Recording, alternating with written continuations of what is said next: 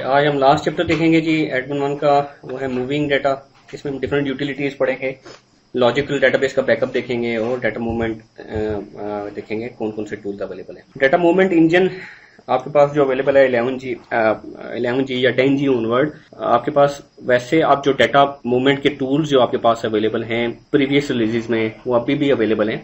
जैसे एक export import की यूटिलिटी है, ये इसके थ्रू आप डाटा डंप कर सकते हैं टेबल में से, ओरेकल के टेबल्स में से डाटा उठाया या स्कीमा, एक पूरा स्कीमा डंप कर लिया आपने एक फाइल के अंदर, और इंपोर्ट की यूटिलिटी के थ्रू आप किसी डेटाबेस में उसको इंपोर्ट कर सकते हैं। 9 तक ये टूल्स यूज होते रहे हैं। इसको ओरेकल ने अपग्रेड किया है 10G ऑनवर्ड और डाटा पंप के नाम से आपको यूटिलिटी दे दी है।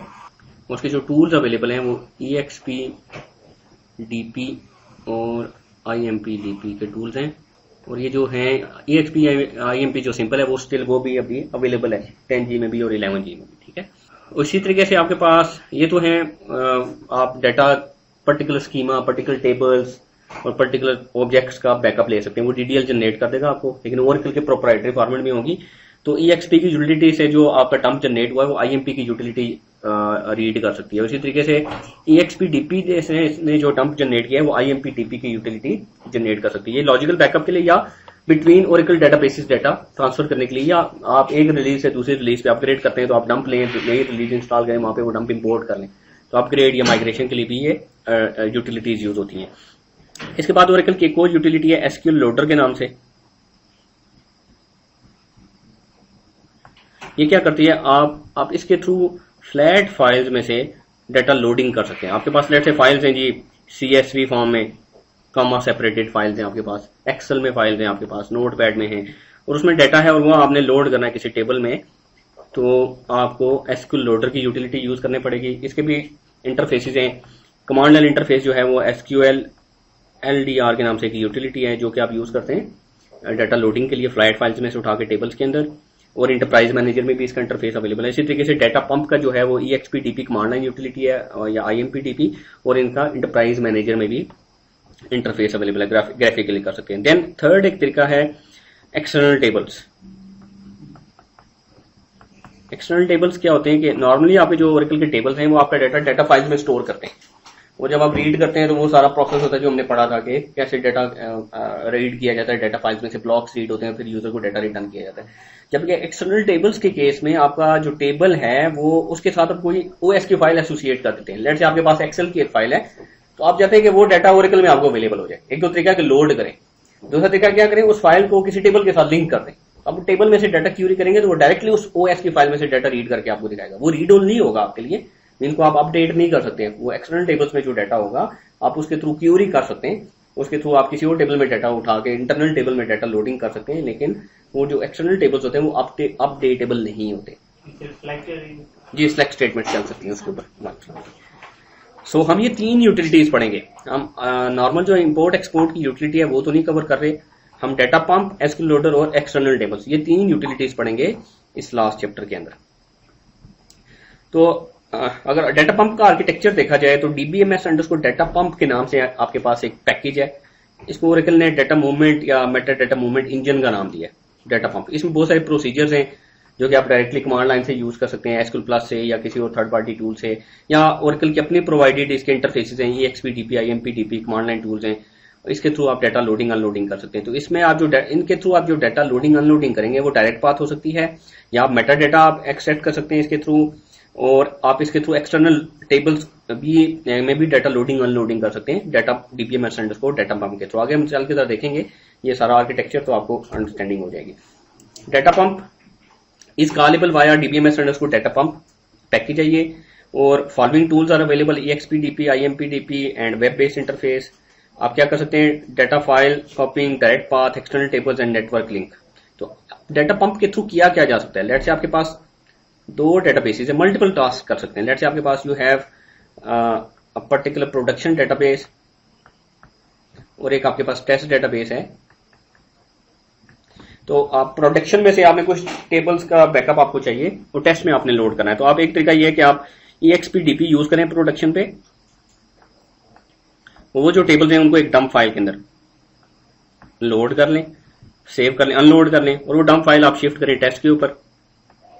और वहां से आप IMPDB की यूटिलिटी यूज करते हुए वो लोड कर लें टेस्ट के अंदर, उसी स्कीमा में या डिफरेंट स्कीमा में।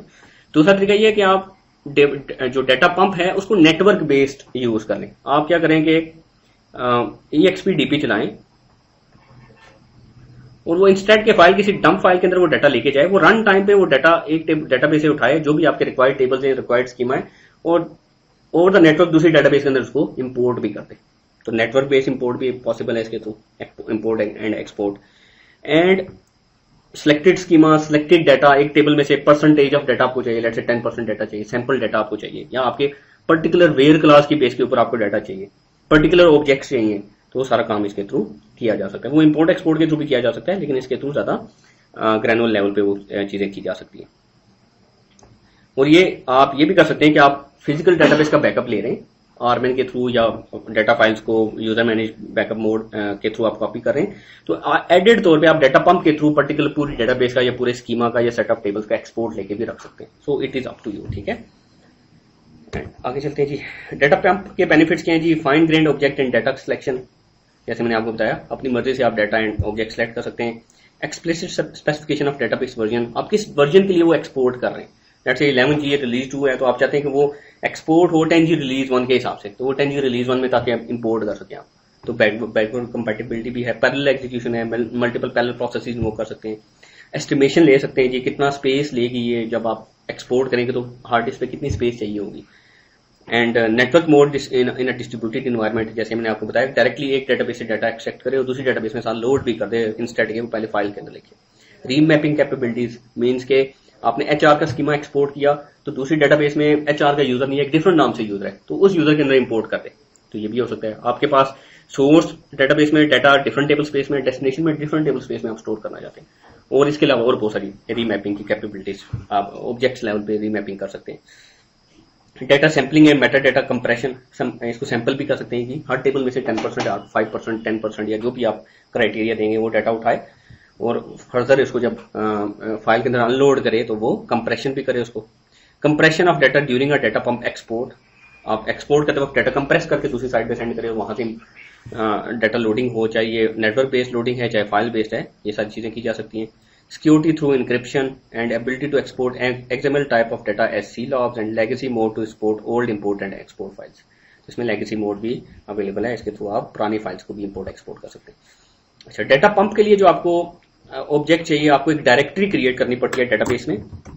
फॉर एग्जांपल, ये मेरे पास एक पर्टिकुलर डेटाबेस है और इस पे मैं कनेक्टेड हूँ टर्मिनल के थ्रू, मैं SQL+ के थ्रू कनेक्ट हो जाता हूँ। तो ये एक पर्टिकुलर हार्ड डिस्क पे एक लोकेशन है, यहाँ पे लेट से मैं अपनी डंप फाइल्स क्रिएट करना चाहता हूँ, तो मुझे क्या करना पड़ेगा, आप डेटा पंप या आपके जो एक्सटर्नल टेबल्स हैं उनके लिए आपको डायरेक्टरी ओरेकल के अंदर क्रिएट करनी पड़ती है। तो आपको करना पड़ेगा जी क्रिएट, और उस डायरेक्टरी के ऊपर फिर आप रीड राइट एक्सेस देते हैं यूजर्स को। लेट्स से हम करते हैं क्रिएट डायरेक्टरी माई dir एस और OS का कोई पाथ दे देते हैं। अच्छा, एक और क्रिएट कर लेते हैं जी, माई dir ऑलरेडी एग्जिस्ट करती है।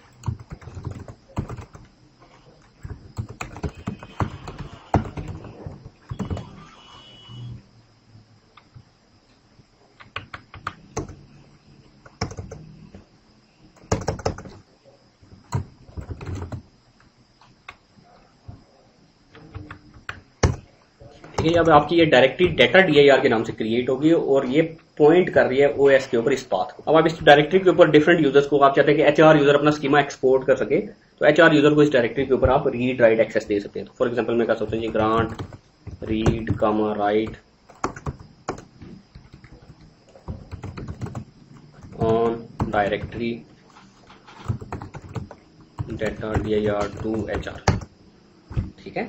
तो जिस यूजर को इस डायरेक्टरी के ऊपर रीड राइट की एक्सेस देंगे, वो उस लोकेशन पे फाइल्स क्रिएट कर सकता है, स्टोर कर सकता है फाइल्स डाटा पंप के थ्रू, या एक्सटर्नल टेबल्स की फाइल्स वहां पे प्लेस कर सकता है। अब लेट्स से हम अगर कोई इस पर्टिकुलर HR यूजर के स्कीमा को एक्सपोर्ट करना चाहें, तो अगर इंटरप्राइज मैनेजर से पहले आपको करके दिखा देता हूँ। लेट्स से अगर आपने इंटरप्राइज मैनेजर से करना है, तो आप इंटरप्राइज मैनेजर में डाटा मूवमेंट के पेज पे आएंगे और यहाँ पे एक्सपोर्ट टू एक्सपोर्ट फाइल्स की ऑप्शन है आपके पास, इस पे क्लिक करते हैं पूरा डेटाबेस करना है, पर्टिकुलर स्कीमा करना है, पर्टिकुलर टेबल्स करना है, या पर्टिकुलर टेबल स्पेस के ऑब्जेक्ट्स करने हैं। तो लेट्स से मैं एक पर्टिकुलर स्कीमा करता हूं।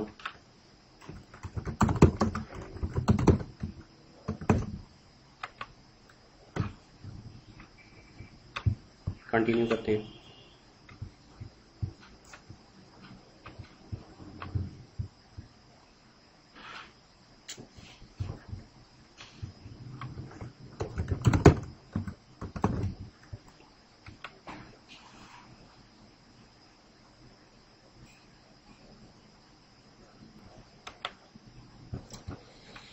कुछ स्क्रिप्ट नहीं रन हुए, वो रन कर लेते हैं।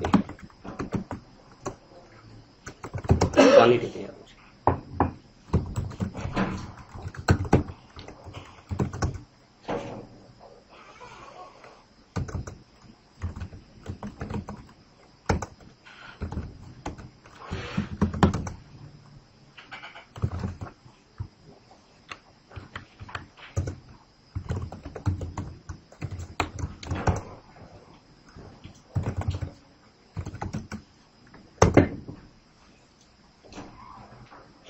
ये डिफरेंट मशीन लास्ट टाइम में आपने जी वो डिफरेंट है, वो मशीन नहीं चल नहीं रही, एक डिफरेंट मशीन है।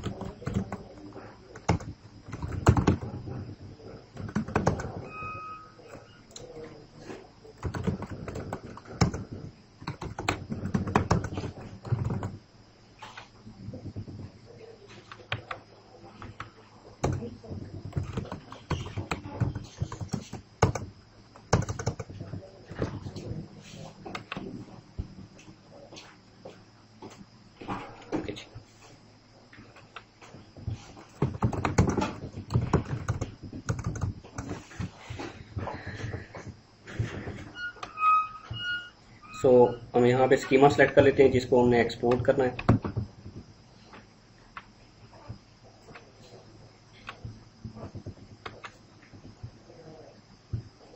से स्कीमा जो है वो HR का स्कीमा सेलेक्ट करता हूँ मैं।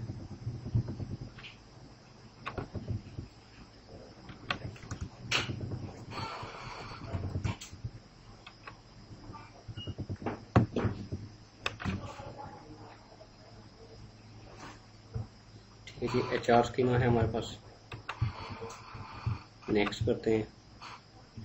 और ये कहाँ पे इसकी फाइल्स जाके क्रिएट हों, तो हमने क्रिएट की थी डाटा dir के नाम से डायरेक्टरी, और उसमें लॉग फाइल किस नाम से बने, HR data.log के नाम से लेट से फाइल बन जाए। और पैरेलल प्रोसेसेस कितने हो, लेट से 2 पैरेलल प्रोसेसेस हों। और एस्टिमेट डिस्क स्पेस कर सकते हैं ब्लॉक्स की बेस पे या स्टैटिस्टिक्स की बेस पे, आपको स्पेस साइज बता देगा। एंड और एडवांस ऑप्शंस करेंगे तो आपको फर्दर वो जो ग्रैनुलर लेवल के ऑप्शन है वो भी दिखा देगा। देख लेते हैं अभी उनको।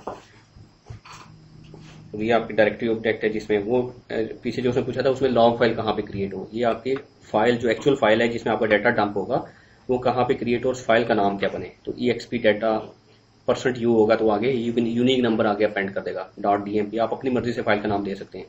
नेक्स्ट करते हैं और इसको फिनिश कर देते हैं। जॉब को कोई नाम देते हैं जी, HR डाटा के नाम से जॉब बना लेते हैं और इसको एग्जीक्यूट कर देते हैं। बिल्कुल स्केड्यूल भी कर सकते हैं कि आप डेली बेस पे आपका पर्टिकुलर टेबल्स का या स्कीमा का डंप बन जाए करे, तो फिर वो आप वहाँ से ऑफ लोकेट कर सकते हैं बाद में। जी ये चलती रहेगी, हाँ, क्योंकि ये जो आपके डाटा पंप की जॉब है ये सर्वर बेस्ड जॉब है। ठीक है, ये देखें ये फाइल क्रिएट कर रहा है। तो ये ओवर द नेटवर्क कैसे करेंगे? आपकी दूसरी डेटाबेस का, अब यहाँ पे अगर आप देख लें, मैं आपको यहाँ पे बता देता हूँ। इसमें ये ऑप्शन होगा डाटा मूवमेंट, इसमें देखें इंपोर्ट फ्रॉम डेटाबेस। ठीक है, अब दूसरी डेटाबेस का DB लिंक बना के ठीक है, डीबी लिंक बनाएंगे और दूसरी डेटाबेस की आप वो डिटेल्स देंगे, उसका स्कीमा बताएंगे, वो इंपोर्ट कर लेंगे। तो आप कमांड लाइन से भी कर सकते हैं और वहां पे डंप फाइल बना के फिर नहीं, ये डायरेक्ट डेटाबेस से कनेक्ट होगा स्कीमा से और वहां से डाटा उठाकर लोड कर लेगा। उधर किसी database पे जाके कुछ करने की जरूरत नहीं, आपको सिर्फ और सिर्फ डीबी लिंक बनाने की जरूरत है।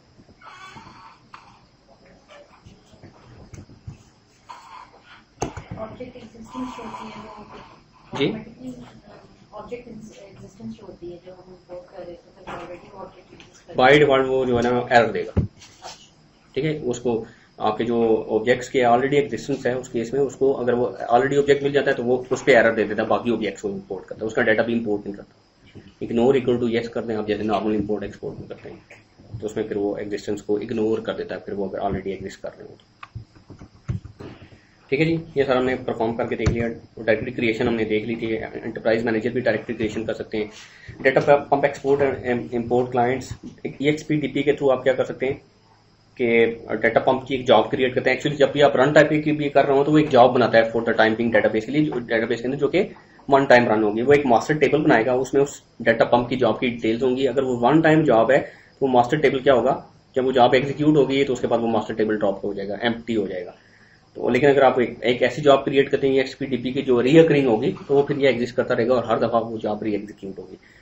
और डेटा पंप जो है वो आपका जो डाटा है वो किसी फाइल के अंदर भी अनलोड कर सकता है और डायरेक्टली डीबी लिंक के थ्रू, नेटवर्क मोड के केस में अगर आप करेंगे तो डायरेक्टली डीबी लिंक के थ्रू दूसरी डेटाबेस में भी एक्सपोर्ट या इंपोर्ट कर सकता है।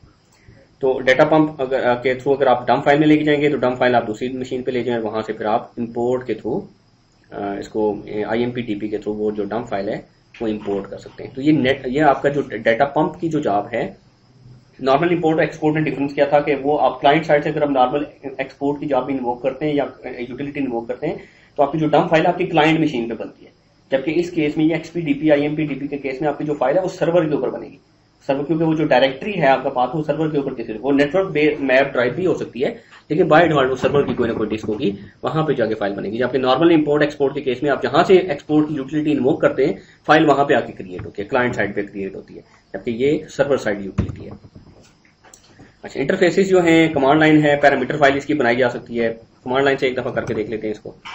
जैसे आप करते हैं जी EXP DP, user name password दे देते हैं system Oracle 009 directory equals to data dir dump file equals to my data dot dmp और schema equals to let's HR कर लेते हैं, schemas इक्वल्स टू HR कर लेते हैं। तो ये क्या करेगा, ये आपने आगे डिफरेंट पैरामीटर्स दिए, ये पैरामीटर किसी पैरामीटर फाइल में भी आप प्लेस करके उसको दे सकते हैं, तो वो पैरामीटर फाइल कहलाती है इसकी। आप simply EXP DP par file equal to उस पैरामीटर फाइल का नाम और पाथ दे दें, उसमें ये सारे पैरामीटर आपने स्पेसिफाई किए होंगे, डायरेक्टरी क्या है, डंप फाइल का नाम क्या बने, स्कीमास कौन से करने हैं, टेबल्स का भी क्या पैरामीटर है वो कौन सा करना है, तो वो उस हिसाब से उसको रीड करेगा और आपकी डंप फाइल क्रिएट कर देंगे। ठीक है, तो कमांड लाइन से कर लें या इंटरप्राइज मैनेजर से कर लें आप, इसके थ्रू लॉजिकल, ये अब लॉजिकल बैकअप ले रहा है, आप लॉजिकल बैकअप ले सकते हैं।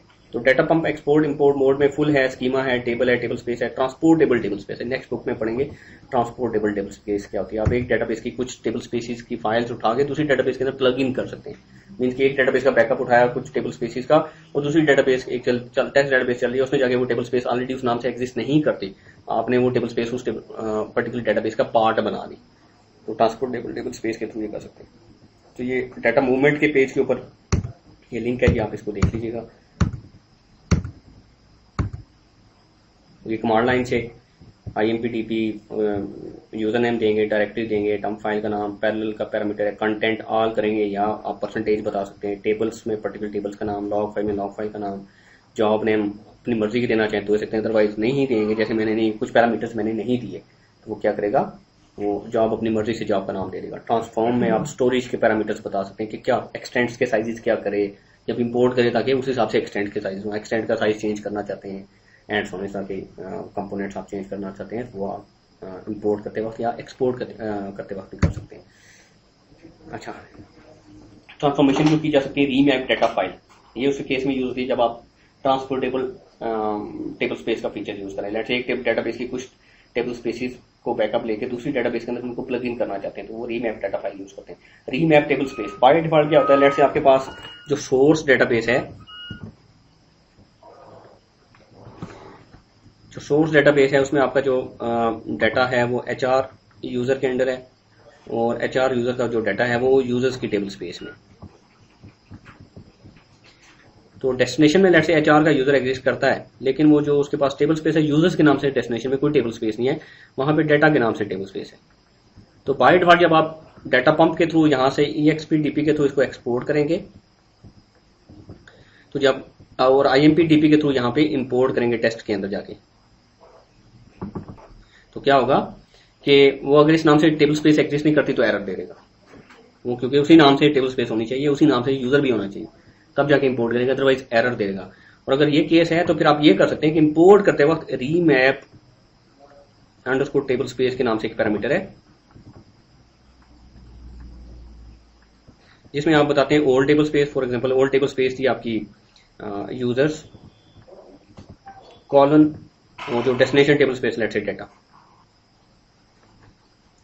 तो आप इस तरीके से वो रीमैप कर देगा उसको। आप बता रहे हैं यूजर्स की टेबल स्पेस की जगह डाटा की टेबल स्पेस यूज करो। इसी तरीके से आपके पास एचआर का यूजर है, लेकिन डेस्टिनेशन पे आप वो जो इंपोर्ट करना चाहते हैं वो एचआर का यूजर नहीं है, लेट्स से वो टेस्ट के नाम से यूजर है, तो उसके लिए फिर आपको रीमैप स्कीमा का पैरामीटर है वो यूज करना पड़ेगा। रीमैप स्कीमा में आप करेंगे कि एचआर से एक्सपोर्ट हुआ था, लेकिन इंपोर्ट जो है वो टेस्ट यूजर में करें, तो आप एक यूजर से दूसरे यूजर में इंपोर्ट कर सकते हैं। बाय डिफॉल्ट उसी यूजर में, लेट्स एचआर के नाम से उधर यूजर एग्जिस्ट करता है तो उसी में इंपोर्ट कर देगा। सो इश्यूज हो सकते हैं, इसलिए आप इंपोर्ट करते वक्त अगर आप किसी और यूजर में करना चाह रहे हैं तो रीमैप स्कीमा यूज करना पड़ेगा।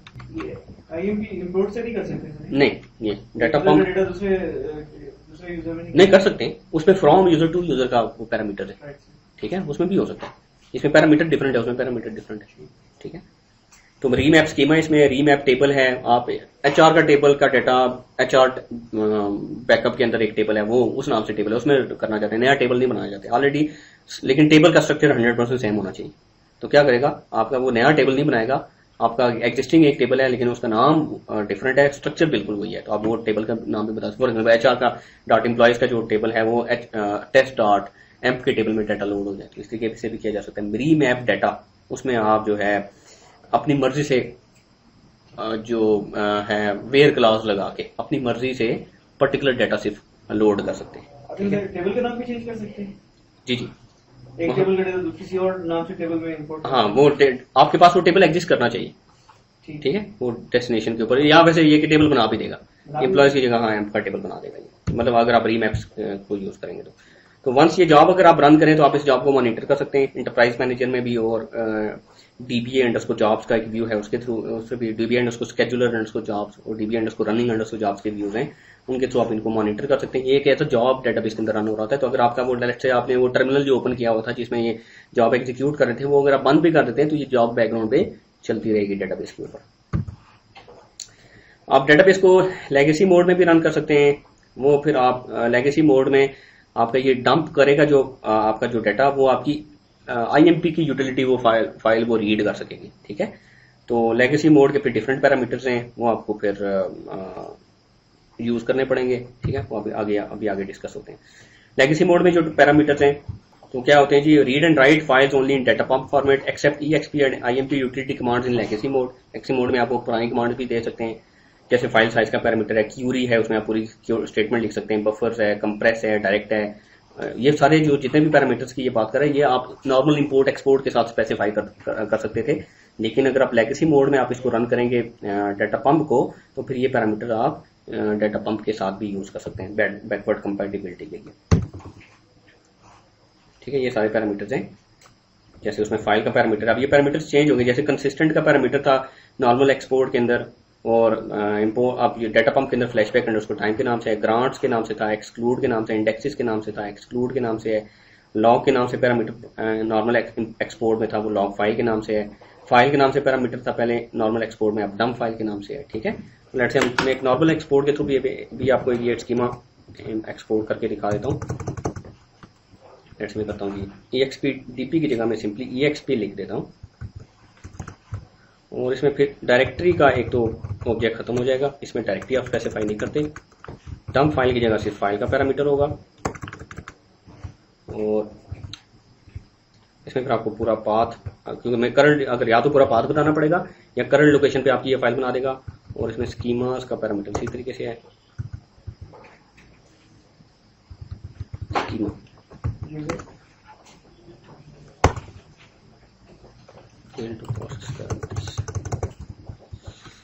EXP सिस्टम, और file equal to my data 1 कर देते हैं इसको .dmp, इसमें यूजर्स का parameter.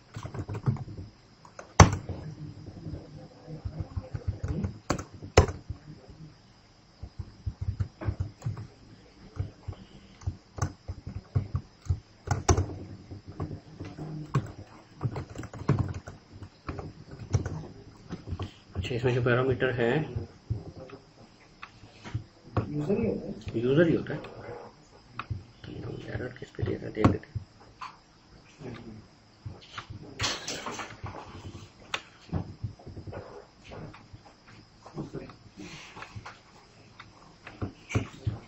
Owner, sorry owner, user नहीं ओनर।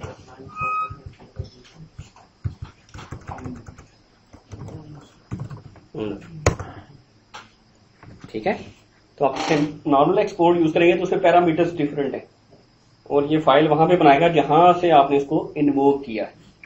क्लाइंट साइड से किया तो क्लाइंट साइड पे बनाएगा, और किसी भी मशीन से किया तो वहां पे करेगा। जबकि डाटा पंप की जो यूटिलिटी है वो डायरेक्टरी का पैरामीटर लेगी। ठीक है,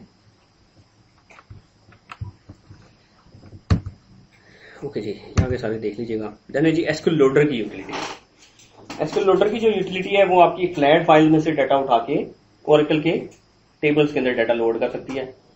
तो एसक्यूएल लोडर की जो यूटिलिटी का आर्किटेक्चर है उसमें एसक्यूएल लोडर की कंट्रोल फाइल होती है। ये एक नॉर्मल डेटाबेस की कंट्रोल फाइल नहीं है, ये कंट्रोल फाइल होती है जिसमें आप बनाते हैं कि ये डाटा कहां से उठाए और कौन से टेबल के अंदर लोड करे, डाटा की स्पेसिफिकेशन बताते हैं कि डाटा किस फॉर्मेट के अंदर है। देन इसमें कुछ इनपुट फाइल्स होती हैं, मीन्स कि आपके पास वो डाटा है CSV फॉर्म में, एक्सेल की फाइल्स के अंदर, तो आपकी फाइल्स होंगी वहां, वो उनको रीड, वो इनपुट फाइल्स कहलाती है, वहां से वो डाटा रीड होगा और एसक्यूएल लोडर के पास जाएगा। एसक्यूएल लोडर फाइल्स को प्रोसेस करेगा और डेस्टिनेशन पे जाके वो डाटा लोड कर देगा। तो फिर ये 3 तरह की फाइल्स बनाएगा, एक डिस्कार्ड फाइल, एक लॉग फाइल और एक बैड फाइल। लॉग फाइल में ओवरऑल डिटेल्स होंगी कि उसने कितना डाटा लोड किया, कितने पे एरर्स आए। डिस्कार्ड फाइल के अंदर ऑप्शनल है, ये वो डाटा आएगा जो कि आप लोड नहीं करना चाहते थे। लेट्स से आपने वेयर क्लास दे दी कि जहां पे सैलरी ग्रेटर देन 10,000 है या सैलरी इक्वल टू 10,000 है, सिर्फ वो वाले रिकॉर्ड लोड हो, बाकी लोड ना हो। तो जो बाकी नहीं लोड होंगे वो डिस्कार्ड फाइल में चले जाएंगे। बैड फाइल में वो डाटा जाएगा जो किसी वजह से लोड नहीं हो सका। लेट्स से कॉलम की विड्थ कम थी और वो जो उस पर्टिकुलर रो में विड्थ थी वो ज्यादा थी, या नंबर कॉलम में करेक्टेड डाटा एंटर हो रहा था, तो वो फाइल रिकॉर्ड्स बैड फाइल में चले जाएंगे। तो 3 तरह की फाइल्स बनेंगी और अल्टीमेटली जाके डाटा लोड हो जाएगा टेबल के अंदर। तो एक सैंपल डाटा हम बना लेते हैं। देखिए टाइम भी ज्यादा ले रहा है इस केस में। आपका ये जो 30 to 40% जो है आपका डाटा पंप जो है वो नॉर्मल इंपोर्ट एक्सपोर्ट से फास्टर है, और अगर आप इसको करें डायरेक्ट पाथ के थ्रू करें तो और ज्यादा फास्टर होगा। फिर प्रोसेस किल कर सकते हैं इसको कंट्रोल C करते तो किल हो जाएगा। बैकग्राउंड से निकल ये निकल गया, ये तो निकल गया। उसमें कंट्रोल C करते हैं वो किल नहीं होता, वो सेशन खत्म हो जाता है लेकिन वो बैकग्राउंड पे चलता रहता है। ये कंट्रोल C किया तो खत्म हो गया। अब ये आपकी ये जो फाइल है, हाँ जी, ये जो फाइल है ये आपको डिस्कार्ड करनी पड़ेगी, दोबारा इंपोर्ट एक्सपोर्ट चलाना पड़ेगा। ठीक है, अगर नेटवर्क पे डाटा पंप यूटिलिटी यूज कर रहे हैं जी जी, और कम्युनिकेशन थोड़ी देर के लिए, हाँ तो कोई इशू नहीं, आप दोबारा से उसके साथ कनेक्ट कर सकते हैं, जॉब के साथ रिकनेक्ट हो सकते हैं जॉब के साथ। वो तो फॉर एग्जांपल शाम को आप एक शेड्यूल कर देंगे, जी जी, ऑटोमेटिकली जो है ना वो ब्रेक हो जाती है। देखें आपकी वो जो जॉब है वो डेटाबेस में चल रही है, और वो जो डाटा एक्सपोर्ट हो रहा है वो क्लाइंट साइड से नहीं है, किसी क्लाइंट मशीन पे नहीं हो रहा, वो आपकी लोकल डिस्क के ऊपर हो रहा है, सर्वर की लोकल डिस्क के ऊपर हो रहा है। सो इसका कोई, अगर आपने क्लाइंट साइड से EXPDP की यूटिलिटी इन्वोक की हुई थी और आपका नेटवर्क ब्रेक हो जाता है, तो वो जो जॉब है वो डाटाबेस सर्वर पे चल रही है। मैं इंपोर्ट नेटवर्क पे जो इंपोर्ट कर रहा हूँ, अच्छा, वो डेफिनेटली वो तो फिर फेल हो जाएगी, वो फेल हो जाएगी, वो आपको दोबारा से, वो तो आगे चलेगी नहीं, वो वहीं पे फेल एरर देके फेल हो जाएगी, आपको दोबारा से इनिशिएट करनी पड़ेगी। आपको जितना डाटा इंपोर्ट हुआ था वो आप डिस्कार्ड करेंगे, दोबारा से इंपोर्ट करना पड़ेगा। We have to do that. Okay, एक फाइल बना लेते हैं जी। data.csv के नाम से, और उसमें data.csv के नाम से उसमें एम्प्लॉयज़ की इन्फॉर्मेशन डाल देते हैं जी। एम्प्लॉय नंबर, एम्प्लॉय आईडी है 1, उसका नाम है जी अली, उसकी सैलरी है 20,000, एम्प्लॉय 2 है,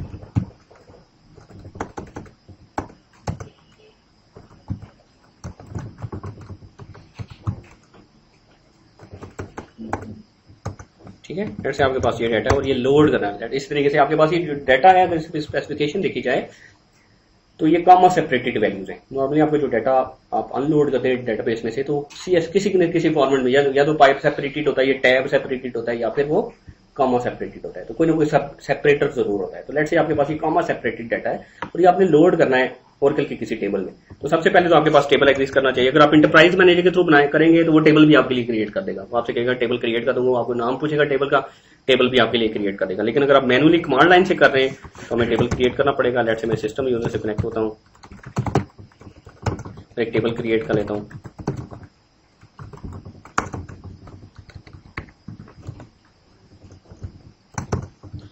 इसमें 3 कॉलम्स हैं जी, आईडी है, नेम है और सैलरी है। तो मैं कर लेता हूँ जी आईडी के नाम से कॉलम कर लेता हूँ नंबर, उसकी डेटा टाइप नेम व्हाट्सएप 220 रख देते हैं, और सैलरी नंबर।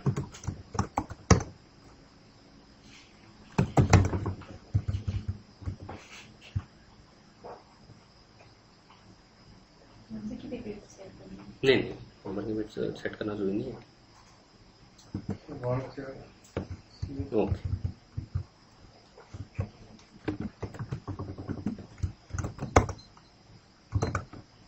ओके, T1 के नाम से एक टेबल क्रिएट हो गया। अब मैं एक कंट्रोल फाइल बना लेता हूँ, कुछ भी नाम रख देता हूँ उसका। तो उसमें बताऊंगा जी लोड डाटा इन फाइल, और सिंगल कोट्स में फाइल का नाम और पाथ,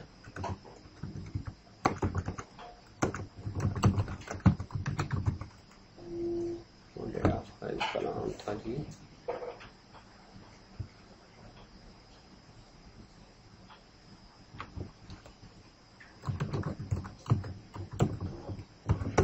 इनटू टेबल, टेबल का नाम, फील्ड, और फिर बताएंगे जी कि जो फील्ड्स हैं टर्मिनेटेड बाय और सिंगल कोट्स में कॉमा सेपरेटेड फाइल है, ठीक है। और फिर पैरेंथेसिस में उस टेबल के कॉलम्स के नाम, जिस सीक्वेंस में आप फाइल के अंदर, जिस सीक्वेंस में, वो फाइल का सीक्वेंस बताएंगे कि फाइल का पहला कॉलम आईडी में लोड होना चाहिए, फाइल का दूसरा कॉलम नेम के कॉलम में लोड होना चाहिए, फाइल का तीसरा कॉलम सेल के कॉलम में लोड होना चाहिए, ठीक है। तो इस सीक्वेंस से आप मैपिंग करेंगे इसमें।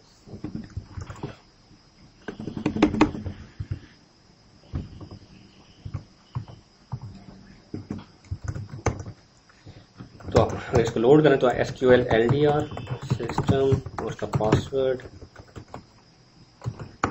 कंट्रोल इक्वल्स टू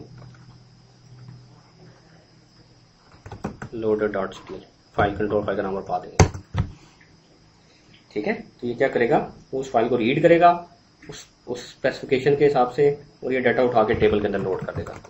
प्लस पे आता हूँ, तो ये पर सेकंड कितनी लोड करता है? या वो डिपेंड करता है, वो मतलब कि ये तो कोई हार्ड एंड फास्ट रूल नहीं है, वो तो डिपेंड करता है।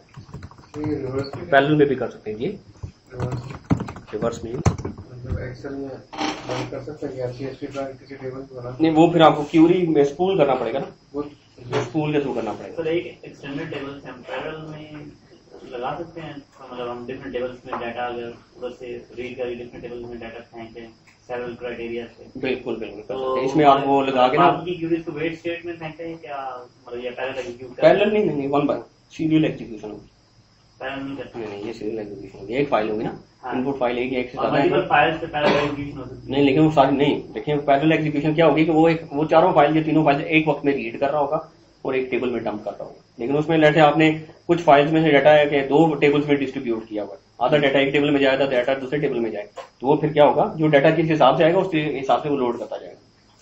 ठीक है, वो फाइल पूरी रीड करेगा और फिर जो क्राइटेरिया, जैसे आपने क्राइटेरिया बताया उस हिसाब से जिस क्राइटेरिया पे वो पूरा आएगा उस टेबल में वो डाटा लोड कर देगा। मल्टीपल टेबल्स में डाटा लोड कर देते हैं। तो ये देखें आप, आपका ये डाटा जो है वो आपका इस टेबल के अंदर लोड हो गया। तो इस तरीके से आप डाटा लोडिंग कर सकते हैं और डाटा अनलोडिंग भी की जा सकती है, लेकिन वो एक्सेल में नहीं करेगा, आप एक्सटर्नल टेबल से कर सकते हैं, CSV नहीं होगी वो, लेकिन वो जो डाटा लोड वो ओरेकल के इंटरनल फॉर्मेट में होगी। वो फिर आपका एक्सटर्नल टेबल का जो प्रोसीजर है सिर्फ वही उसको यूज कर सके, आप उसको डायरेक्टली उस फाइल को रीड नहीं कर सकेंगे। ठीक है जी, तो हम इसकी तरफ लॉग फाइल भी देख लेते हैं।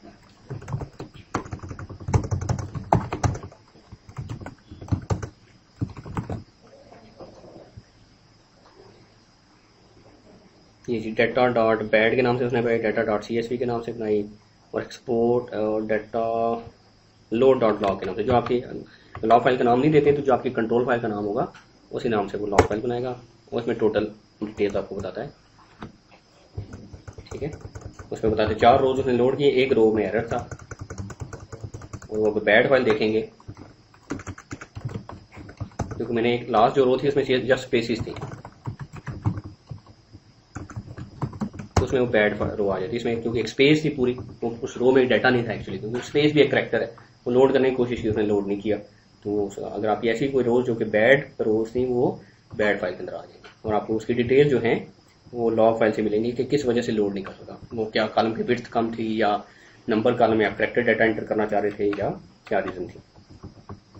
और ये सारा काम आप इंटरप्राइज मैनेजर से कर सकते हैं।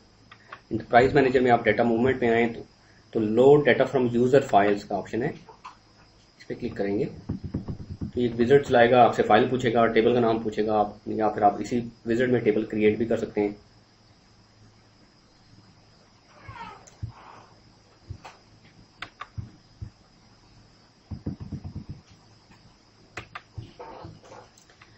Load data from user files, existing control file use करें या रन टाइम पे फाइल आपकी डाटा फाइल को यूज करते हुए खुद से कंट्रोल फाइल बना ले। तो मैं ऐसे ये कहते हैं कि ये खुद से कंट्रोल फाइल बना ले, तो ये खुद कंट्रोल फाइल बना लेगा। डाटा फाइल कहाँ पे पड़ी हुई है जी, डाटा फाइल हमारे पास पड़ी हुई है, पाथ मैनुअली दे देते हैं, वो है स्लैश बैकअप में slash data slash data dot CSV के नाम से। नेक्स्ट करते हैं,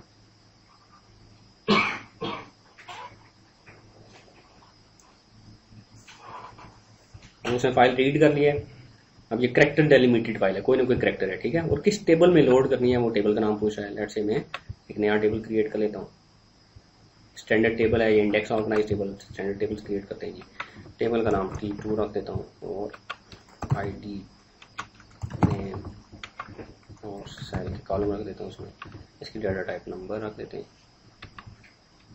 वॉचर 2 विड्थ लेट्स से 5 रख देता हूँ, 10 रख देते हैं, और इसकी डाटा टाइप भी ओके कर देते हैं। नेक्स्ट करते हैं, अब ये मैपिंग कर सकते हैं। तो जो फाइल के अंदर पहला कॉलम है वो ID के कॉलम में लोड हो, फाइल के अंदर दूसरा कॉलम नेम के कॉलम में लोड हो, फाइल के अंदर तीसरा कॉलम सैलरी के कॉलम में लोड हो। और यहाँ पे आप डिलिमिटर बता सकते हैं कि कॉमा डेलिमिटेड है, पाइप सेपरेटर है, या टैब है, या क्या चीज़ है। और ये आपको सैंपल डाटा दिखा रहा है। फिल्टर करना चाहें तो आप चाहते हैं जी कि सिर्फ आपका वो सैलरी जिनके 40,000 सिर्फ वो लोड करें, तो ये भी फिल्टर्स भी लगा सकते हैं इसके ऊपर। नेक्स्ट करते हैं, कन्वेंशनल पाथ करना है, डायरेक्ट करना है, या पैरेलल करना है। कन्वेंशनल पाथ करते हैं और नेक्स्ट एंड जॉब का नाम देते हैं जी,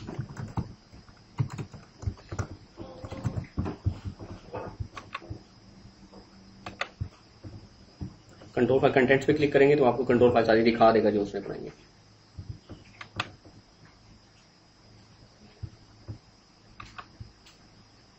ठीक है, तो ये वो आपके एसक्यूएल लोडर की यूटिलिटी करेगा, उसने लोड कर दिया या 5 रिकॉर्ड उसने लोड कर दिए, तो जॉब सक्सेसफुली रन होगी। So you can use enterprise manager और you can use command line utility. SQL loader control file instructs SQL loader about location of the data to be loaded. And data format क्या है, configuration details, memory management कैसे करनी है, record rejection कैसे करनी है, interrupted load handling, जैसे आपने कहा कि कुछ रिकॉर्ड एक टेबल में लोड हो जाए, कुछ दूसरे टेबल में लोड हो जाए, ये चीज़ें कर सकते हैं। और डाटा मैनिपुलेशन डिटेल्स, लोडिंग करते वक्त वो दो कॉलम्स को मर्ज कर दे आपस में या सेपरेट कर दे, इस तरीके से भी आप कर सकते हैं। देन लोडिंग के मेथड्स हैं आपके पास, चाहे कोई भी है, आप इंपोर्ट एक्सपोर्ट के थ्रू डाटा इंपोर्ट एक्सपोर्ट कर रहे हैं या एसक्यूएल लोडर के थ्रू आप डाटा लोड अनलोड कर रहे हैं, तो आपके पास डिफरेंट मेथड्स हैं जिसके थ्रू आप डाटा लोडिंग अनलोडिंग कर सकते हैं।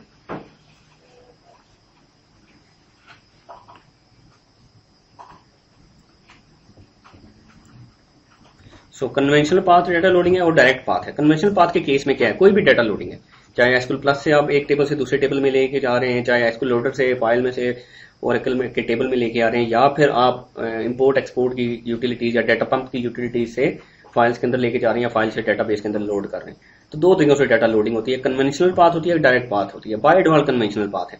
कन्वेंशनल पाथ में कमिट यूज करता है कुछ रोज के बाद, वो आप बता सकते हैं कितनी रोज हो, चंक कितना हो, बफर साइज बता सकते हैं आप, जबकि ये सेव पॉइंट्स यूज करता है और कमिट एंड पे जाके करता है डायरेक्ट पाथ जो है। और कन्वेंशनल पाथ में रिड्यू जनरेट होती है हमेशा, जबकि डायरेक्ट पाथ में रिड्यू जनरेट नहीं होती, मिनिमम रिड्यू जनरेट होती है, इससे थोड़ा फास्टर होता है। डायरेक्ट कन्वेंशनल पाथ के केस में सारे कॉन्स्टेंट्स इन्फोर्स होते हैं। डायरेक्ट पाथ के केस में प्राइमरी, यूनिक और नॉट नल कॉन्स्टेंट्स इसमें इन्फोर्स करता है। फॉरेन की और चेक कॉन्स्टेंट चेक नहीं करता, लगा भी होगा किसी कॉलम पे तो डाटा लोड कर देता है, वो उसको बाईपास कर देता है कॉन्स्टेंट्स को। इंसर्ट ट्रिगर फायर होते हैं कन्वेंशनल पाथ के केस में, डायरेक्ट पाथ के केस में ट्रिगर फायर नहीं करता। Can load into cluster tables जो आपस में कॉलम शेयर कर रहे होते हैं, कॉलम एक दफा स्पेसिफाई होता है लेकिन वो दोनों टेबल्स में शेयर हो रहा होता है, तो डायरेक्ट पाथ के थ्रू आप क्लस्टर टेबल्स में डाटा लोडिंग नहीं कर सकते। Allows other users to modify tables during the load operation, conventional path के केस में टेबल पूरा लॉक नहीं होता, जबकि डायरेक्ट पाथ के केस में पूरा टेबल लॉक हो जाता है, यूजर सिर्फ रीड कर सकते हैं, एग्जिस्टिंग डाटा भी मॉडिफाई नहीं कर सकते। वो डिफरेंट डाटा मॉडिफाई करना चाह रहे हैं लेकिन वो पूरा टेबल लॉक कर देता है, आप कोई डाटा को मॉडिफाई नहीं कर सकते। Maintain index entries of each insert merge new index entries at the end of the load, ये क्या करता है, साथ साथ इंडेक्सेस को भी अपडेट कर रहा है, ये एंड पे जाके एक दफा बल्क में इंडेक्सेस को जाके अपडेट करता है। सो इट डिपेंड्स कि आप कौन सा मेथड यूज करना चाहते हैं, क्योंकि ये दो मेन रीजन है जिसकी वजह से हम इसको इग्नोर करते हैं। एक तो ये कॉन्स्टेंट्स जो है आपके फॉरेन की कॉन्स्टेंट्स और आपके चेक कॉन्स्टेंट्स को इन्फोर्स नहीं करता, और दूसरा ये ट्रिगर फायर नहीं होते डायरेक्ट पाथ के केस में। डायरेक्ट पाथ है फास्टर, लेकिन अगर लेट्स से आपका ये कोई ट्रिगर नहीं लगे हुए टेबल के ऊपर, वो इस तरह चेक और यूनिक कॉन्स्टेंट नहीं लगा, फॉरेन की और चेक कॉन्स्टेंट नहीं लगा हुआ, तो फिर आप direct path loading data loading कर सकते हैं, ठीक है। अदरवाइज फिर आपको देखना पड़ेगा कि वो उसके ड्रॉबैक्स क्या होंगे।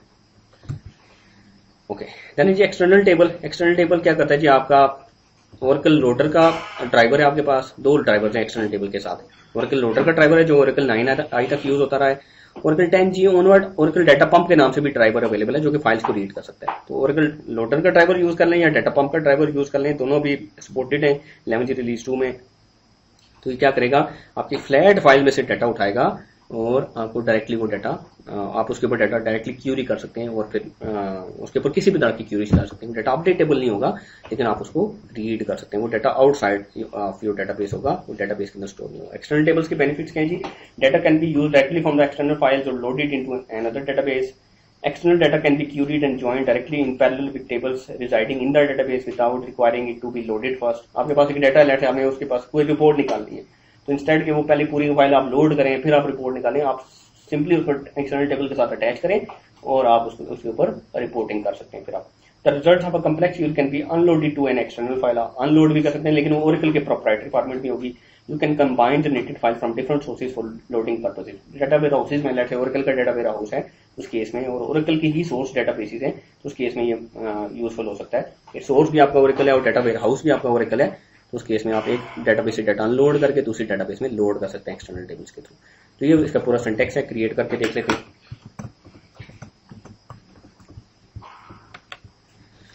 तो मैं एक्सटर्नल टेबल क्रिएट करता हूँ।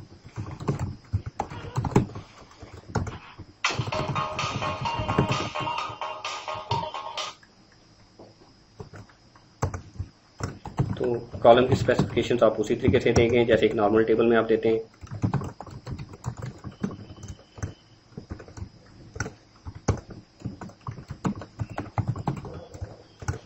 और एंड पे आप ऑर्गेनाइजेशन बताएंगे, जब टेबल की सारी स्पेसिफिकेशन बता लेंगे तो ऑर्गेनाइजेशन बताएंगे। ऑर्गेनाइजेशन में आप बताएंगे कि this is an external table, और देन आप आगे डिफरेंट पैरामीटर्स हैं इसके, पैरेंथेसिस टाइप करके आप फिर बताएंगे टाइप क्या, ओरेकल लोडर है या ओरेकल अंडरस्कोर डाटा पंप है। तो टाइप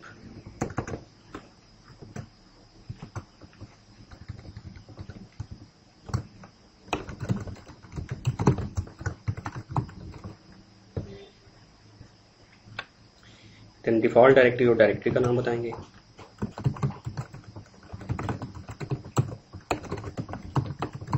हमारे केस में डाटा DIR में फाइल पड़ी हुई है, और then access parameters.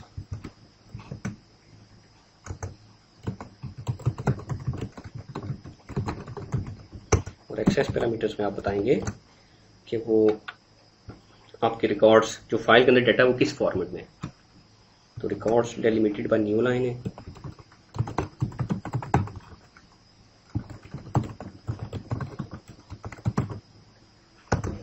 And bad file छोड़ देते हैं। फील्ड टर्मिनेटेड बाय कॉमा है,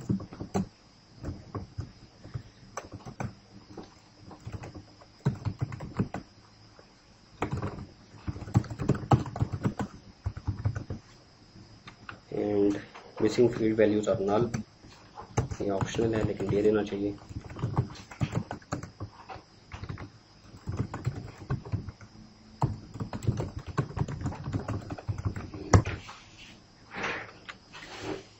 फिर है जी टेबल में कॉलम्स के नाम, तो जो कॉलम के नाम हैं वो है ID, name, salary, parenthesis close, और ये पैरेंथेसिस भी यहाँ पे क्लोज। और उसके बाद आपने बताना है जी कि फाइल का नाम क्या है। तो लोकेशन का पैरामीटर, लोकेशन में आपने लोकेशन नहीं बतानी होती, लोकेशन का जो पैरामीटर है उसमें आपने एक्चुअल फाइल का नाम सिंगल कोट्स में, अगर मल्टीपल फाइल्स है तो मल्टीपल फाइल्स का नाम बता सकते हैं, लेकिन वो मल्टीपल फाइल्स का फॉर्मेट एक ही होना चाहिए, उसमें एक ही डाटा होना चाहिए। मीन्स के लेट्स से आधा डाटा एक फाइल के अंदर है, आधा डाटा दूसरी फाइल के अंदर, दो फाइल्स को मर्ज करके आप दे सकते हैं। तो फाइल का नाम मेरे केस में data.csv है, और पैरेंथेसिस क्लोज कर देंगे। और बाय डिफॉल्ट कुछ रिकॉर्ड्स की लिमिट होती है, कितने रिकॉर्ड की, 1000 रिकॉर्ड्स की भी कर सकते हैं, तो आप लिखेंगे रिजेक्ट लिमिट अनलिमिटेड। ठीक है जी, अब मैं करता हूँ सिलेक्ट स्टैटिक फ्रॉम T3। कि आपको फाइल में से डाटा दिखा रहा है, फाइल में जाके एक रो ऐड कर देते हैं।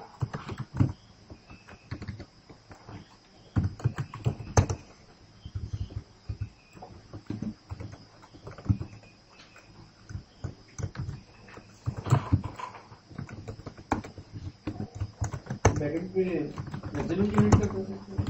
नहीं ये देखें,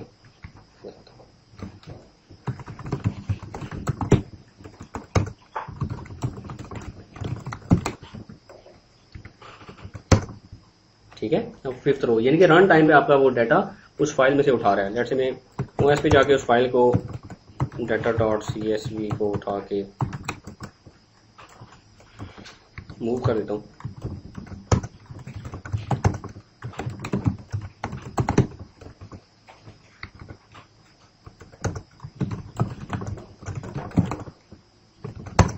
तो एरर दे दिया उसे, वो फाइल नहीं मिल रही उसको। तो ये रन टाइम पे जाके अब टेबल की स्पेसिफिकेशन जस्ट स्टोर हुई है डेटाबेस के अंदर, लेकिन वो रन टाइम पे जाके उसकी स्पेसिफिकेशन में हमने जो बताया था कि डाटा कहाँ से रीड करे, वो उसकी स्पेसिफिकेशन में हमने बताया थी कि डाटा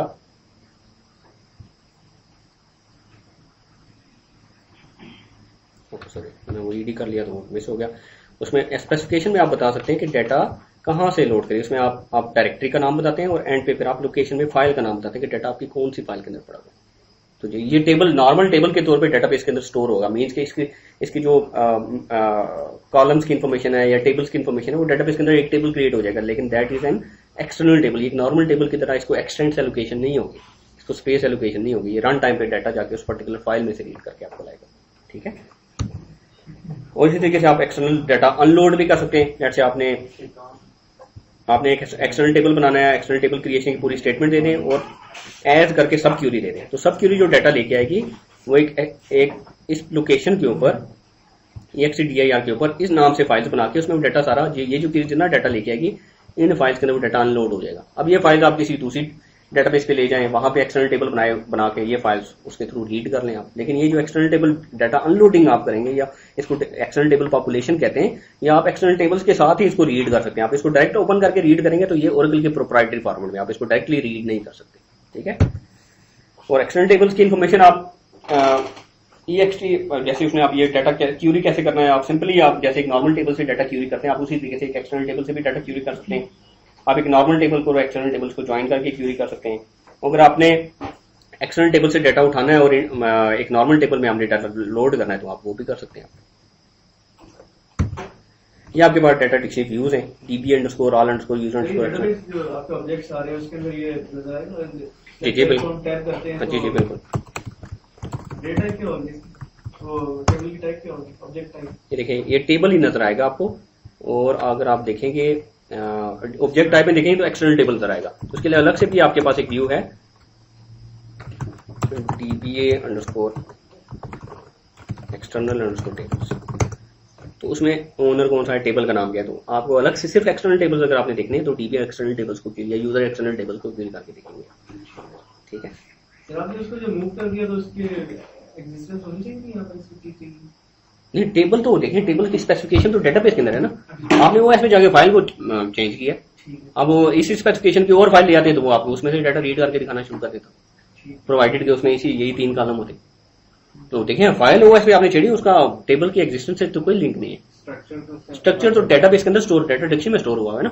मैं भी इसके अंदर इसका पाथ चेंज कर सकता हूँ, जिस पाथ पे आपने मूव कर दी है उसको इस पे भी वही पाथ दे। आप नया टेबल दोबारा बनाना पड़ेगा आपको। हाँ, अल्टर नहीं कर सकते इसका, ठीक है। अल्टर की फिलहाल नहीं है। एक हटके सवाल है जी जी। सिनोनिम को थोड़ा सा कॉन्सेप्ट क्लियर कर दीजिए। सिनोनिम जो है एक ऑब्जेक्ट का दूसरा नाम है। लेट्स से आप करते हैं जी create synonym T4 for T3। तो T3 एक टेबल है, उसका एक नाम आपने बना दिया T4, एक सिनोनिम है। तो नॉर्मली क्या होता है कि लेट से आपने एक पर्टिकुलर यूजर ने, जैसे आपने करना है जी एक टेबल एक्सेस करना है, select count static from apps, let's से एक यूजर है, उसमें एक टेबल है fnd_,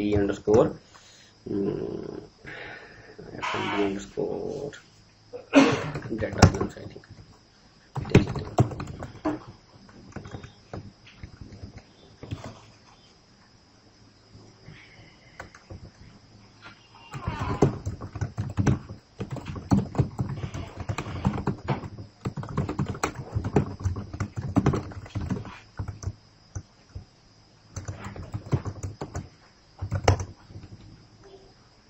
लेट्स मैं करता हूँ select count static from fnd_cache_versions कर लेता हूँ। तो अब आप किसी दूसरे यूजर को जब टेबल को रेफरेंस करते हैं तो आपको उसका स्कीमा नेम पहले अपेंड करना पड़ता है साथ में, ठीक है। तो आप चाहते हैं स्कीमा का नाम अपेंड ना करें तो आप उसके लिए क्या करें, अपने स्कीमा में क्रिएट सिनोनिम और जो भी आप उसका नाम देना चाहते हैं, लेट्स से मैं fnd वर्जन देना चाहता हूँ फॉर, और उसका ओनर का नाम और टेबल का नाम। और मैं सिंपली करता हूँ select count static from,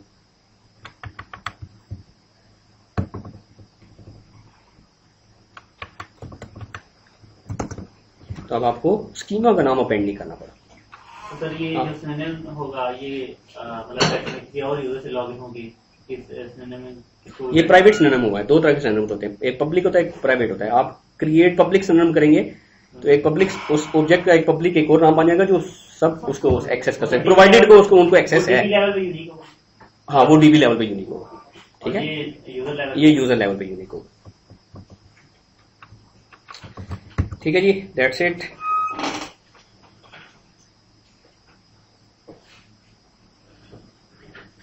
directly object हमेशा जो है वो सिस की ओनरशिप में क्रिएट होगा, ठीक है। और SYS user, normal user directly object create नहीं कर सकता, वो हमेशा सिस यूजर की ओनरशिप में क्रिएट होता है। फॉल्स, क्योंकि उसमें रो आईडीज नहीं होती ना, तो इसलिए उस पर आप इंडेक्स क्रिएट नहीं कर सकते। That's it ji.